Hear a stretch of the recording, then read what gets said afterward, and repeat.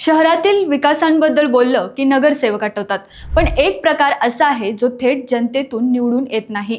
तो म्हणजे स्वीकृत नगरसेवक. तर स्वीकृत नगरसेवक म्हणजे काय, त्यांच्या जबाबदाऱ्या काय, चला तर मग जाणून घेऊयात. महापालिकेत विविध पक्षांचे जितके संख्याबळ असते त्या प्रमाणात निवडून आलेले नगरसेवकच काही तज्ज्ञ व्यक्तींना निवडून देतात. यामध्ये कायदा, समाजकार्य, नागरी प्रशासन किंवा स्थानिक स्वराज्य यांचा अनुभव असलेल्या तज्ज्ञांची निवड केली जाते. त्यांचा कार्यकाळ म्हणजे 5 वर्षे, अगदी सामान्य नगरसेवकासारखाच. हे स्वीकृत सदस्य सभेत मत मांडू शकतात, चर्चेत भाग घेऊ शकतात, समित्यांवर काम करू शकतात, पण महापौर निवडणुकीत मतदानाचा अधिकार नसतो. शहराच्या कामकाजाला तज्ञतेचा हातभार लावण्यासाठीच ही संपूर्ण प्रणाली तयार करण्यात आली आहे. अशाच नवनवीन अपडेट पाहण्यासाठी रोकटोक महाराष्ट्र न्यूज चॅनलला सबस्क्राईब करा, लाईक करा, फॉलो करा आणि शेअर करा. रोकटोक महाराष्ट्राला सबस्क्राईब करा आणि बेल आयकॉनवर क्लिक करायला विसरू नका.